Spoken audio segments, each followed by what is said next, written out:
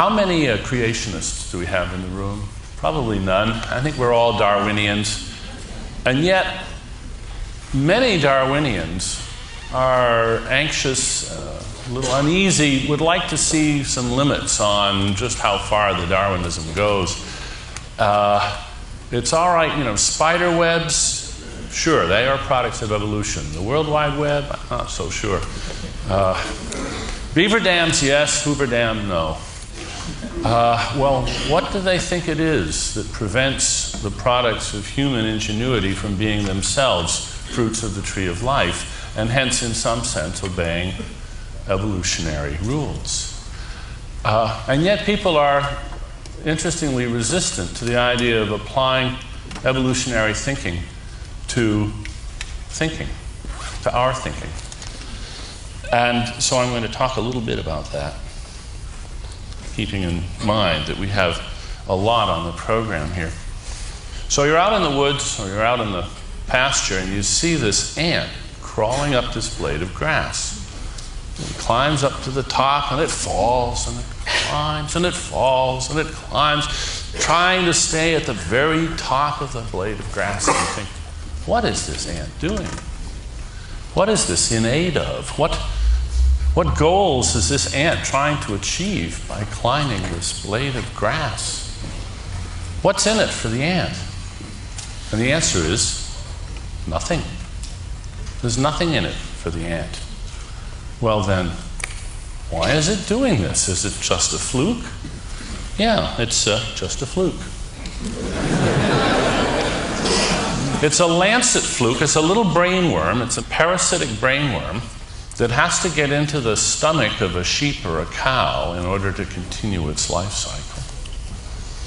So salmon, swim upstream to get to their spawning grounds, and lancet flukes commandeer a passing ant, crawl into its brain, and drive it up a blade of grass like an all-terrain vehicle.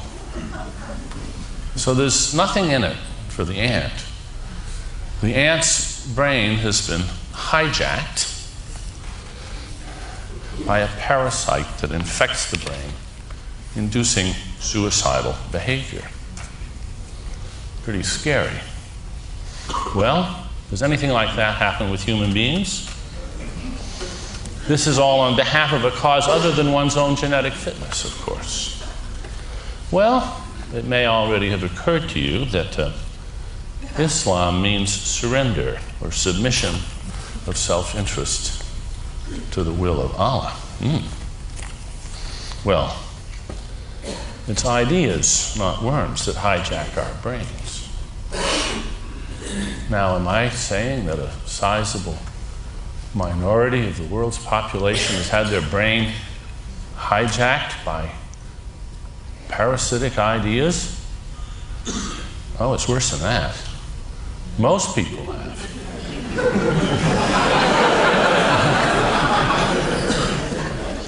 There are a lot of ideas to die for. Freedom, if you're from New Hampshire.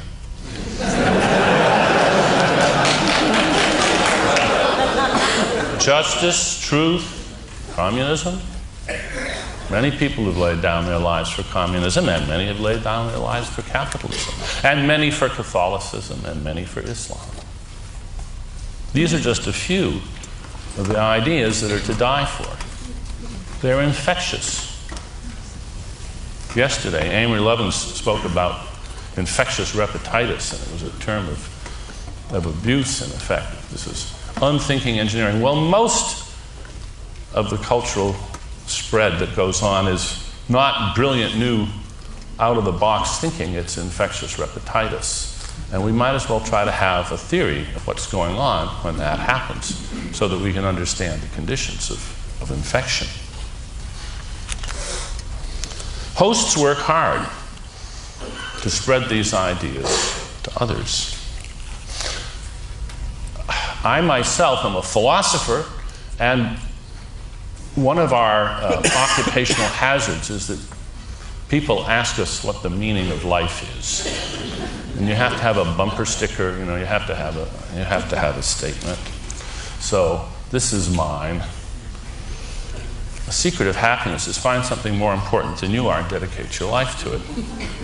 Most of us, now that the me decade is well in the past, now we actually do this. One set of ideas or another have simply replaced our biological imperatives in our own minds. This is what our summum bonum is. It's not maximizing the number of grandchildren we have. Now this is a profound biological effect. It's the subordination of genetic interest to other interests, and no other species does anything at all like it. Well, how are we going to think about this? It is, on the one hand, a biological effect, and a very large one, unmistakable. Now, what theories do we want to use to look at this? Well, many theories, but what's going to tie them together? The idea of replicating ideas that replicate by passing from brain to brain. Richard Dawkins, whom you'll be hearing later in the day, invented the term memes and put forward the first really clear and vivid version of this idea in his book, The Selfish Gene. Now, here am I talking about his idea. Well, I see, it's not his. Yes, he started it, but it's everybody's idea now, and he's not responsible for what I say about memes. I'm responsible for what I say about memes. Actually, I think we're all responsible for not just the intended effects of our ideas, but for their likely misuses. So it is important, I think, to Richard and to me, that these ideas not be abused and misused. They're very easy to misuse. That's why they're dangerous. And it's just about a full-time job trying to prevent people who are scared of these ideas from caricaturing them and then running off to one dire purpose or another. So we have to keep plugging away, trying to correct the misapprehensions so that only the benign and useful variants of our ideas continue to spread. But it is a problem. We don't have much time, and I'm going to go over just a little bit of this and cut out because there's a lot of other things that are going to be said. So let me just point out. Memes are like viruses. That's what Richard said back in '93. And you might think, well, how can that be? I mean, a virus it's stuff. What's a meme made of? And yesterday, Negroponte was talking about viral telecommunication. But what's a virus? A virus is a string of nucleic acid with attitude. That is, there's something about it that tends to make it replicate better than the competition does. And that's what a meme is an information packet with attitude. What's a meme made of? What are bits made of, Mom? Not silicon. They're made of information. Can be carried in any physical medium. What's a word made of? Sometimes when people say, do memes exist? I say, well, do words exist? Are they in your ontology? If they are, words are memes that can be pronounced. Then there's all the other memes that can't be pronounced. They're different species of memes.